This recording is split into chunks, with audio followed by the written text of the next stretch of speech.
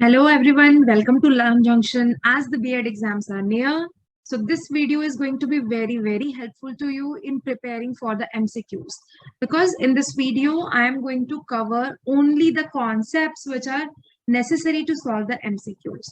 So अभी क्योंकि B.Ed के एग्जाम्स बहुत पास हैं तो हम सब चाहते हैं कि हमें शॉर्ट में जिस्ट कहीं पे मिल जाए. So this is my effort towards it. यहाँ पे मैं अभी साइकोलॉजी की वीडियोस का सीरीज शुरू कर रही हूँ. I am covering the first unit RTMNU के अकॉर्डिंग, जो B.Ed फर्स्ट सेमेस्टर का फर्स्ट यूनिट है साइकोलॉजी के बुक का. सो कुछ भी शुरू करने से पहले आई थिंक पूरे बुक में पूरे जब हम सीरीज देखेंगे वीडियो का या फिर हम अगर बुक उठा के पढ़ेंगे तो कुछ कॉन्सेप्ट्स हैं जो कंटिन्यूअसली वो वर्ड्स यूज होंगे. सो उन पे बेस्ड एमसीक्यू सॉल्व करने के लिए ये वीडियो बहुत ही हेल्पफुल होने वाला है. So let's start the concepts of psychology. Psychology जो है मतलब माइंड की स्टडी करना. सो ये जो है it has affected education broadly. So there are different concepts given. Let us see the major ones. So if we see the major ones, the first one is structuralism. So structuralism जो है ये दिया गया था William wound के द्वारा. William wound had given this theory and William wound ने बोला कि the structuralists used to say कि the mind should be studied by further breaking down into smaller elements. So mind के स्ट्रक्चर को study करना जरूरी है. उसका एलिमेंट्स अगर हम जाएं लास्ट एलिमेंट तक तो हाउ इज इट फॉर्म्ड ये जानना जरूरी है. ओके, सो विलियम वुंड जो है उन्होंने लिप्जिग जर्मनी में एक लैब सेटअप की थी which was the first psychology lab. And structuralism basically इसमें इंट्रोस्पेक्शन किया जाता है हम कह सकते हैं. तो सारे कीवर्ड्स मैं यहाँ पे यूज कर रही हूँ और जब हम एमसीक्यू सॉल्व करेंगे तो बेस्ड ऑन दीज कीवर्ड्स बहुत इजीली सॉल्व कर पाएंगे. इंट्रोस्पेक्शन मतलब आत्म आकलन किया जाता है, एनालाइज किया जाता है माइंड के स्ट्रक्चर को. विलियम वुंड और इनके एक स्टूडेंट थे जिनका नाम था टिचनर, एडवर्ड टिचनर. सो ये दोनों स्ट्रक्चरलिस्ट थ्योरी के लिए काफी फेमस हैं, Wundt and Titchener. Then we move to the next one, functionalism. So functionalism में it was given by William James. And William James said कि the components how do they function. उनके functions important है. अलग अलग blocks तो होंगे but वो function कैसे करते हैं. जैसे हमारा जो mind है, if we want to act on a particular situation, जब आपके friends around होंगे तो आप different तरीके से function करेंगे. जब आप relatives के आसपास होंगे आप अलग तरीके से function करेंगे. जब आप अपने parents के around होंगे आप अलग तरीके से function करेंगे. स्कूल में होंगे तो अलग तरीके से function करेंगे. तो functionalism में mind के फंक्शंस को स्टडी करने पे जोर दिया गया था और ये दिया गया था ये theory by William James. And here the role of the different elements is studied. So अगर हम इजी एग्जांपल के साथ समझना चाहें स्ट्रक्चरलिज्म और फंक्शनलिज्म को तो हम कह सकते हैं जैसे पानी इज H2O है ना. तो स्ट्रक्चरलिज्म जो है इस पानी को, वाटर को, उसका स्ट्रक्चर देखेंगे कि ये कैसे बना है, राइट. सो एक ऑक्सीजन है, 2 हाइड्रोजन है. फंक्शनलिज्म जो है, फंक्शनलिस्ट थ्योरी को बिलीव करने वाले वो वाटर के फंक्शन को देखेंगे कि इनका क्या फंक्शन है वाटर का, right. So structuralism and functionalism. Then we move to the third one, behaviorism. You can see a rat here which says will press liver for food. So behaviorism theory जो है बहुत interesting है. Behaviourist कहते हैं कि internal feelings कुछ होती ही नहीं, स्ट्रक्चर से कोई फर्क नहीं पड़ता, जीन्स से कोई फर्क नहीं पड़ता, फंक्शन से कोई फर्क नहीं पड़ता, सब चीज जो है वो क्या की जा सकती है, train. They believe in training, they believe in training. इनका कहना है कि माइंड को ट्रेन किया जा सकता है किसी भी चीज के लिए. एक इंसान को अगर आप चोर बनाना चाहते हैं तो उसको अगर ट्रेनिंग दे दें तो वो बन जाएगा. एक इंसान को आप डॉक्टर बनाना चाहते हैं, आप उसको सिर्फ उसी तरीके की ट्रेनिंग दे तो बन जाएगा. तो ये rat particularly, there was an experiment done by Skinner जिसमें रैट को एक कैबिनेट में रखा जाता है और रैट थोड़े दिन बाद फाइंड आउट करता है कि वहां पे एक लिवर है, लिवर को प्रेस करने से उसको खाना मिलता है. तो उसमें कुछ उसके माइंड का या उसके फंक्शन का उसमें कोई रोल नहीं है, उसको बस ट्रेन हो गया वो कि लिवर प्रेस करो खाना आ जाएगा, राइट. सो बिहेवियरिज्म थ्योरी जो है it only depends on the training. They say कि feelings, they don't give important to feelings या फिर structure, they say everything depends on the behaviour as the name says, right. Behaviour जो है इसको train किया जा सकता है। ना बिहेवियरिस्ट जो है बहुत फेमस बिहेवियरिस्ट हैं, वॉटसन, पैवलोव एंड स्किनर। थॉर्नडाइक भी एक बहुत इंपॉर्टेंट बिहेवियरिस्ट थ्योरी के पार्ट हैं। सो साइंटिस्ट का नाम याद रखना बहुत जरूरी है। Structuralism, William Wundt and Titchener. Then we go to functionalism, William James. Behaviorism, Watson, Pavlov, Skinner and Thorndike.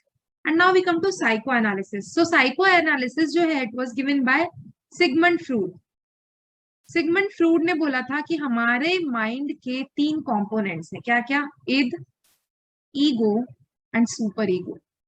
तो इद जो है प्लेजर से रूल होता है।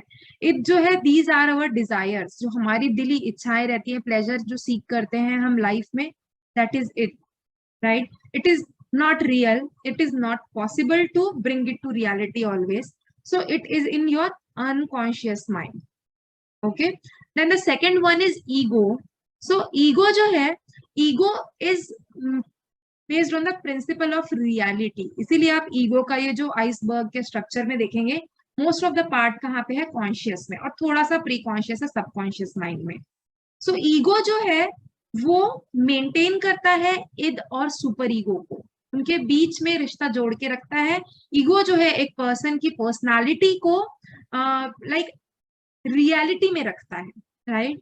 फिर हम जाते हैं सुपर ईगो पे। तो super ego is based on morals and values, जो पेरेंट्स से या हमारे कल्चर से आती हैं, जो हाईएस्ट वैल्यूज और मोरल्स होते हैं हमारे माइंड में, ना कि कोई चीज को भी लेकर कि ये चीज ऐसी ही होनी चाहिए, that is our super ego, ठीक है।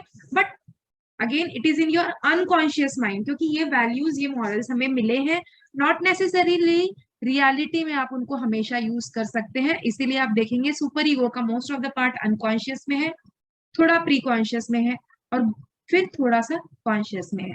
सो ईगो जो है मेनली सुपर ईगो, इद और ईगो के कॉम्बिनेशन से हमारा माइंड जो है वो काम कर रहा है। तो ये थ्योरी दी गई थी सिगमंड फ्रूड के द्वारा। और सिगमंड फ्रूड के अलावा इसमें एना फ्रूड,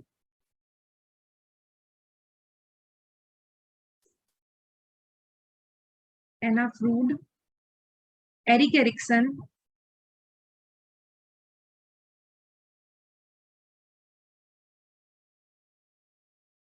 एंड कार्ल जंग।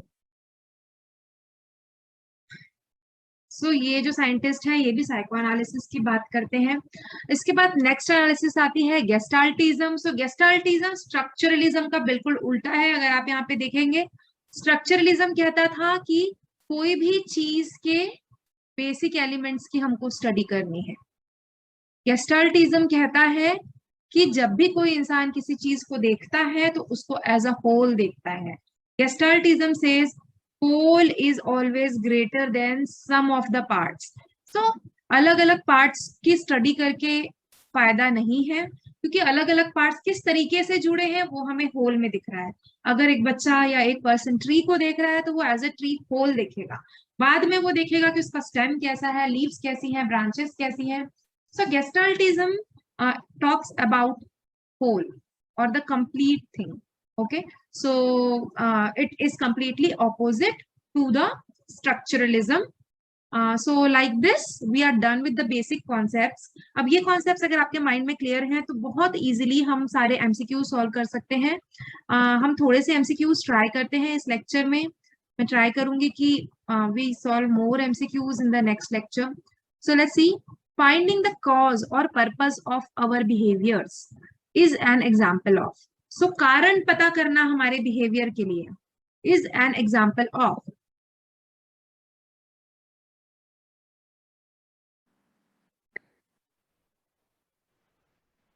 So कोई भी इंसान कैसे बिहेव कर रहा है उसका अगर हम कारण पता कर रहे हैं तो लेट्स सी, क्या ये स्ट्रक्चरलिज्म है? नहीं, हम यहाँ पे ये नहीं पता कर रहे हैं कि किस तरीके से उस इंसान का लाइक किन स्ट्रक्चर्स पे उस इंसान का माइंड डिवाइडेड है?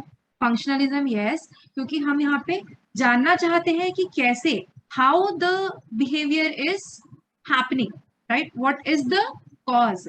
बिहेवियरिज्म में अगेन कॉज और पर्पस ये सब की बात होती ही नहीं है, बिहेवियरिज्म इज जस्ट ट्रेनिंग, सो ये तो नहीं है। इंट्रोस्पेक्शन भी यहाँ पे नहीं है, तो सही आंसर यहाँ पे है functionalism. Structuralism led to the development of this sub field. So structuralism जो है मतलब किसी भी चीज, कोई भी चीज क्यों हो रही है उसको जानने के लिए स्ट्रक्चरलिज्म में छोटे पार्ट्स पे डिवाइड किया जाता है। सो इससे कौन सी फील्ड का जन्म हुआ है? Behaviourism? No, behaviourism is completely not about the structure, वो पूरे मतलब सिर्फ ट्रेनिंग की बात करता है, और स्ट्रक्चरलिज्म सिर्फ इंटरनल फैक्टर्स की बात करता है। Applied is no such field. Experimental, yes, because you are studying the structure, so it gives a lot of chances for the experiments. And if you remember, Wilhelm Wundt ने Leipzig Germany में एक lab भी setup की थी for these kind of researches. Right, next, which of the following were not the criticisms of structuralism? अब structuralism का बहुत criticism भी हुआ था, तो हमें देखना है कि इनमें से कौन सा रीजन ऐसा है जो उसका क्रिटिसिज्म नहीं है। सो पहला, lack of reliability, yes, it was less reliable, क्योंकि उसमें हम सिर्फ इंटरनल स्ट्रक्चर को देख रहे हैं, बाहर के एनवायरनमेंट को कोई वहां पे तवज्जो नहीं दिया गया था। सो लैक ऑफ रिलायबिलिटी जो है, it was a criticism. Too concerned with internal behaviour, as I said, सिर्फ इंटरनल बिहेवियर देखा गया, तो ये भी सही है स्ट्रक्चरलिज्म के बारे में। इट वॉज कंसिडर्ड लिटरेचर, ये जो है ये आंसर हो सकता है, क्योंकि ऐसा कुछ भी उसके क्रिटिसिज्म में नहीं कहा गया था। It is not observable, can not be accurately measured, ये सही बात है, स्ट्रक्चरलिज्म को एक्यूरेटली मेजर नहीं कर सकते क्योंकि आप उसको ऑब्जर्व नहीं कर सकते। यहाँ पे किसी भी चीज को तोड़कर उसके स्ट्रक्चर को पढ़ा जा रहा है, तो उसको मेजरमेंट करने का कोई तरीका नहीं। What Harvard professor developed the second school of thought? Second school of thought था हमारा functionalism. So किसने डेवलप किया? We just saw William James. Wundt, again अगर हम रिवाइज करना चाहें, Wundt ने स्ट्रक्चरलिज्म दिया है, टिचनर ने स्ट्रक्चरलिज्म दिया है। The following are the examples of structuralism. अब इनमें से कौन सा एग्जाम्पल स्ट्रक्चरलिज्म का है? एक्सेप्ट, सो सारे एग्जाम्पल्स इसमें से स्ट्रक्चरलिज्म के हैं except one. So let's see personal thoughts during a test. अगर कोई टेस्ट देते हैं हम, है ना, तो मैं अलग तरीके से सोचूंगी, मेरा दिमाग उस टेस्ट को, अगर कोई पैराग्राफ है उसको एनालाइज करना है, मेरा दिमाग उसको अलग तरीके से ब्रेक डाउन करेगा, किसी और पर्सन का या आपका अलग तरीके से करेगा। तो ये तो स्ट्रक्चरलिज्म का एग्जाम्पल है। Your reaction to bad news, of course ये भी स्ट्रक्चरलिज्म का एग्जाम्पल है, क्योंकि कोई भी अगर बैड न्यूज है तो हर इंसान उस पर अलग तरीके से रिएक्ट करता है बेस्ड ऑन उसका माइंड कितना कंपोज्ड है, किस तरीके से फॉर्म्ड है, कैसे उसके एलिमेंट्स, कैसा स्ट्रक्चर है उसके माइंड का, है ना, कितना वल्नरेबल है। द ऐसे यू टर्न इन, जो आप एसेज लिखेंगे अपने मन से, वो भी आपके दिमाग के स्ट्रक्चर पे डिपेंड करेगा। तो इसका आंसर है using feedback to revise a paper. Okay, then next, which are true about functionalism. So functionalism क्या है? कोई भी चीज कैसे हो रही है उसको जानना। सो इनमें से कौन सा जो है वो फंक्शनलिज्म का एग्जाम्पल नहीं है? सो लेट्स सी कौन सा नहीं। सो फर्स्ट पॉइंट है transition the education system. Education system को इसने ट्रांजिशन किया, बदला, बिल्कुल बदला। Allowed the people to solve real problems, yes, जब हम माइंड का फंक्शन समझ पाते हैं, कैसी सिचुएशन में वो कैसे काम करता है ये समझ पाते हैं, तो हम रियल प्रॉब्लम्स को सॉल्व करने में उससे हमें हेल्प मिलती है। Influenced behaviorism and applied psychology, this is also true. Then focused on the purpose of consciousness and our actions. So इसमें हमारे actions का जो purpose है वो पता चलता है जब हम function को जानते हैं। So I think all of them are true. The following are the examples of functionalism except. Now इनमें से कौन सा example functionalism का नहीं है? So putting your phone away when a teacher walks by, अगर आपने हाथ में फोन रखा है, टीचर पास से गुजरता है, फोन को रख देते हैं दूर, ये फंक्शनलिज्म है। आपके दिमाग ने फंक्शन किया, आपके दिमाग ने पता किया, उसने समझा, उसने परसीव किया कि टीचर जा रहा है, and the good behaviour here will be to keep the phone away. obeying the speed limit, yes, you know the limits and you should obey it. This is again the function of your mind. Finding out causes of a behavior, आप किसी भी तरीके से behave करते हैं तो उसका कारण क्या है, क्या ये फंक्शनलिज्म है? बिल्कुल. Thoughts while performing a task, आप कुछ काम कर रहे हैं और आप कुछ और सोच रहे हैं, क्या ये फंक्शन है? नहीं. So this is not an example of functionalism. So I think friends कि आपको इससे काफी हेल्प मिली होगी कि किस तरीके से हम ये छोटे से कॉन्सेप्ट्स, उनके बारे में 2-3 लाइन जानकर भी बहुत अच्छे से एमसीक्यूज को सॉल्व कर सकते हैं अगर हमें वो अच्छे से समझ में आए हैं. तो मैं ये सीरीज कंटिन्यू करूंगी. अभी मैंने फर्स्ट यूनिट का सिर्फ साइकोलॉजी का कॉन्सेप्ट लिया है. अगले वीडियो में टीचिंग के फेजेस एंड टीचिंग के लेवल्स और उसके थोड़े से एमसीक्यूज मैं कवर करूंगी. I hope you like the video. अगर आपको वीडियो पसंद आया हो तो please like, share and subscribe and comment कि आपको किस टॉपिक पे नेक्स्ट वीडियो चाहिए. Thank you so much. Bye bye.